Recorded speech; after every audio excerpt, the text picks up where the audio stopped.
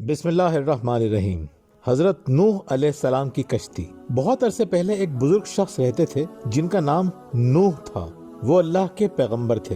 ان دنوں لوگ سیدھے راستے کی پیروی نہیں کرتے تھے، وہ اللہ تعالیٰ کی عبادت نہیں کرتے تھے، لہذا اللہ تعالیٰ نے نوح علیہ السلام کو ان لوگوں کے پاس بھیجا تاکہ وہ انہیں سچائی کا پیغام پہنچا سکیں، لیکن ان سب نے ان کی دعوت کو قبول کرنے سے انکار کر دیا۔ انہوں نے ایک لمبا عرصہ بہت کوشش کی، لیکن چند لوگوں کے علاوہ کسی نے ان کی بات پر دھیان نہیں دیا۔ امیر لوگ حضرت نوح علیہ السلام کے خلاف ہو گئے اور انہیں نقصان پہنچانے کی کوشش کرنے لگے۔ تب انہوں نے اللہ تعالیٰ سے مدد کی دعا کی۔ اللہ نے ان کی دعا قبول کر لی اور انہیں کشتی بنانے کا حکم دیا۔ اللہ نے انہیں بتایا کہ ایک بہت بڑا سیلاب آئے گا جو کہ برے لوگوں کے لیے سزا ہوگی، لہٰذا حضرت نوح علیہ السلام نے چند ایمان رکھنے والوں کے ساتھ مل کر ایک بڑی کشتی بنانا شروع کی۔ لوگ ان پر ہنستے تھے۔ وہ بڑی سی کشتی بہت زیادہ سخت اور تھکا دینے والا کام کرنے کے بعد تیرنے کے لیے تیار ہو گئی، تو حضرت نوح علیہ السلام نے تمام ایمان والوں کو حکم دیا کہ وہ اللہ کا نام لے کر کشتی میں سوار ہو جائیں۔ اللہ تعالیٰ نے حضرت نوح علیہ السلام کو حکم دیا کہ وہ ہر جاندار مخلوق میں سے ایک نر اور ایک مادہ بھی اپنے ساتھ لے جائیں۔ حضرت نوح علیہ السلام نے اپنے ساتھ بہت سارا کھانا بھی رکھا تھا کہ ان سب کو ایک لمبے عرصے تک کھلا سکیں۔ یہ ایک بہت بڑا کام تھا، لیکن حضرت نوح علیہ السلام اور ان کے ماننے والوں نے یہ کام سچے دل سے کیا۔ ایک ایک کر کے جانور کشتی میں داخل ہوئے۔ سب کشتی میں جوڑوں کی شکل میں داخل ہوئے۔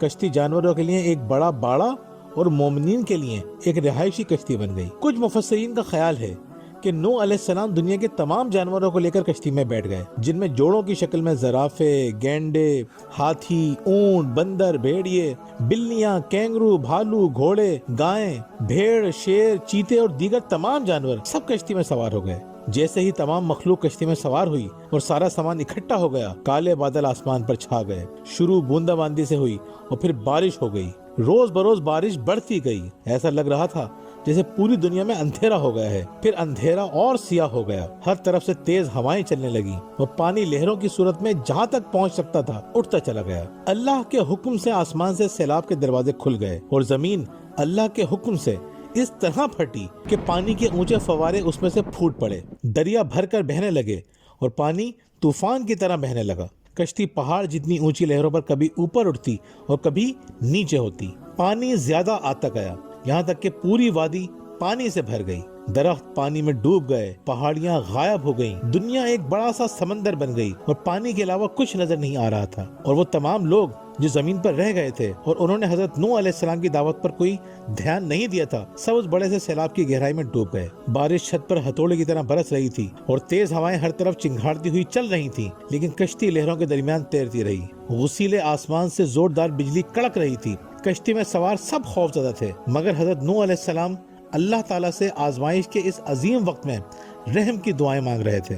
جب سیلاب اپنے عروج پر پہنچ گیا تو اللہ تعالیٰ نے زمین کو حکم دیا کہ وہ اپنا سارا پانی نگل لے اور آسمان سے بارش کو واپس لینے کا حکم دیا۔ پانی خشک ہونا شروع ہو گیا، بارش رک گئی، بادل ٹوٹ گئے اور جیسے ہی پانی کی سطح نیچے ہونا شروع ہوئی، پہاڑوں کی چوٹیاں اس میں اٹھ کھڑی ہوئیں۔ کشتی آج کل کے ملک ترکی کے ایک پہاڑ جودی پہاڑ کی چوٹی پر پھنس گئی اور وہاں ہی سکون کی حالت میں آ گئی۔ کچھ مفسرین کا خیال اس سے مختلف ہے۔ ان کے مطابق اللہ تعالیٰ نے حضرت نوح علیہ السلام کو ایک مخصوص قوم کی طرف بھیجا تھا اور نافرمانی کی صورت میں عذاب بھی اسی قوم پر آیا تھا، پوری زمین پر نہیں۔